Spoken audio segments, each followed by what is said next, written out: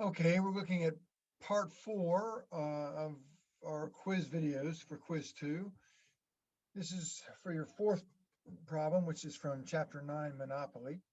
And once again, we've got a table with the cost functions, demand, revenue, and profit for a monopoly. And we're going to use the information in the table and the graphs to answer the questions. So here's the graph, and here's the table, I should say. And the graphs are down here. So we've got the graph on the left is the total cost curve and the total revenue curve right here. And we've got over here, we've got the demand or the price curve, or you could call this the marginal benefit curve. The demand curve is always the marginal benefit. And then the marginal revenue curve in a monopoly is going to be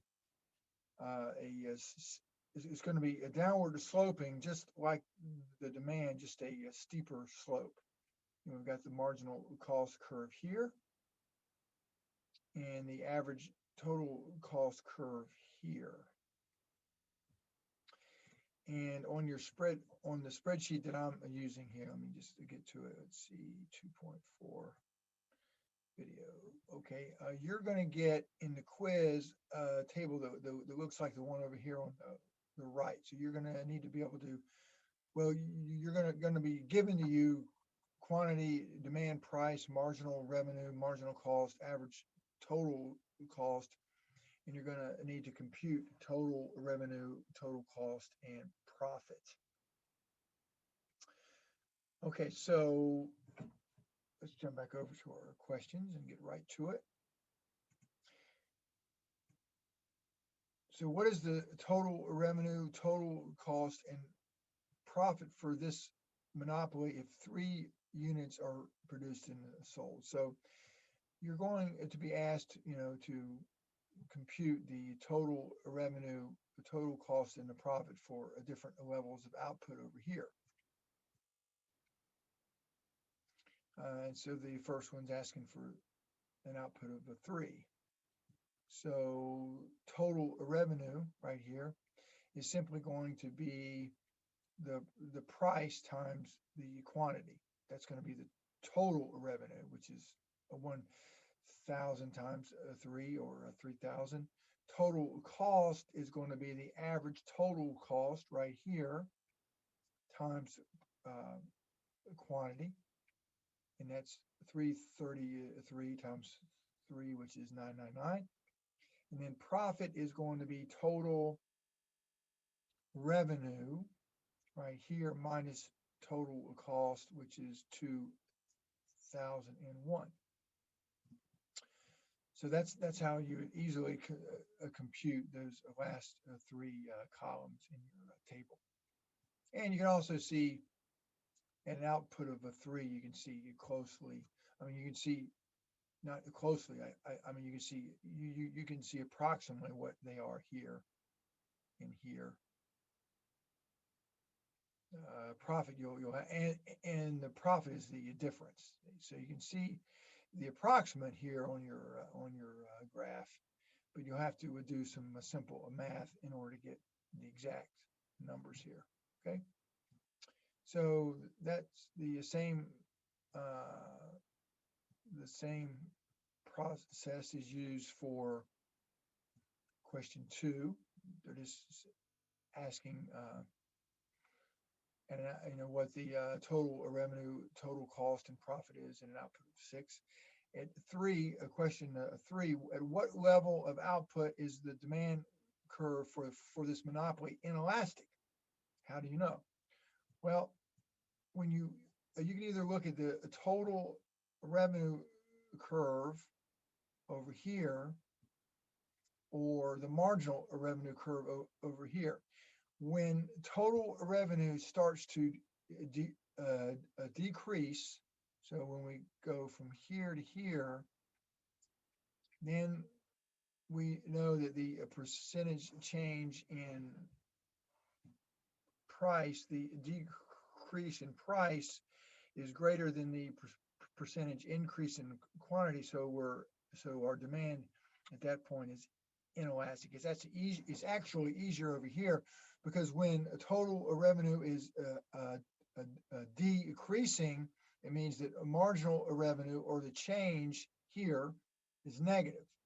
So at an output of 8, after we pass an output of 7, because this is our zero line right here, after we pass an output of 7, then our marginal revenue goes negative. So in an output of 8, or anything past 7, our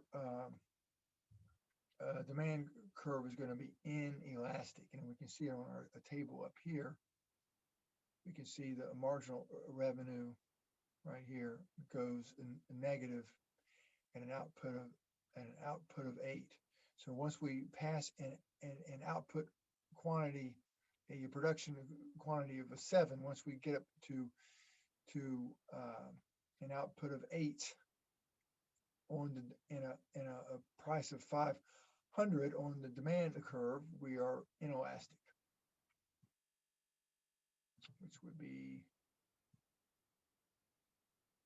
right here. So from here down, the blue demand curve is inelastic because marginal revenue is negative, or total revenue is decreasing. Okay. All right. I think we're on number 4. At what level of output and at what price does this monopoly maximize its profit? How do you know? Well, a monopoly is always going to, let me just copy this so I don't keep having to drag it around. A monopoly is always going to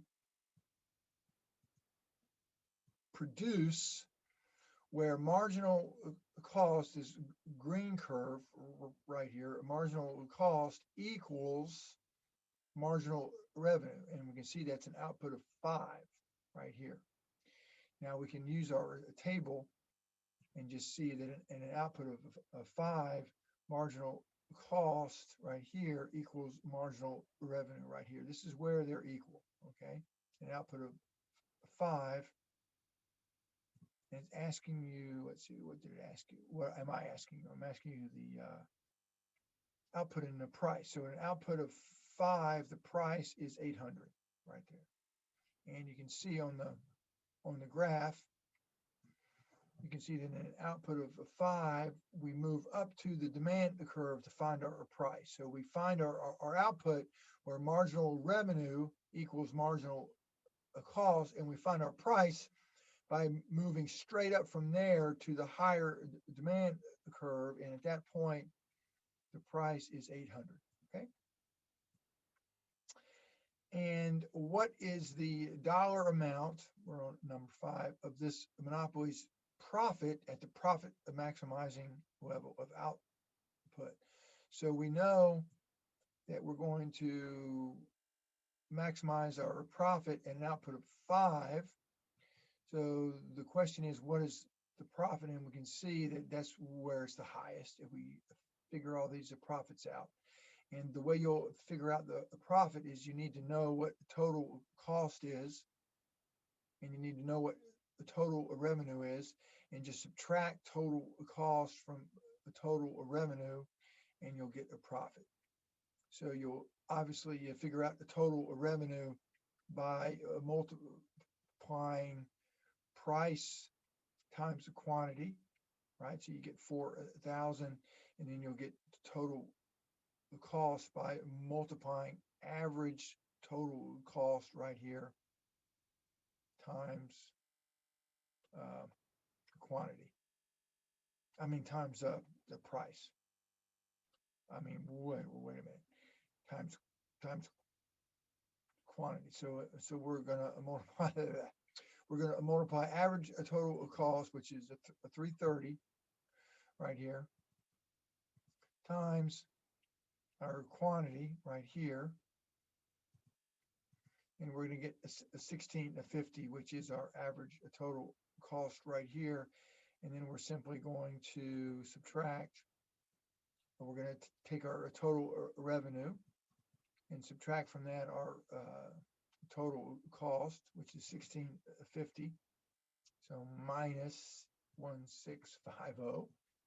That's going to give us our profit right here, right? Put that back up there again, see?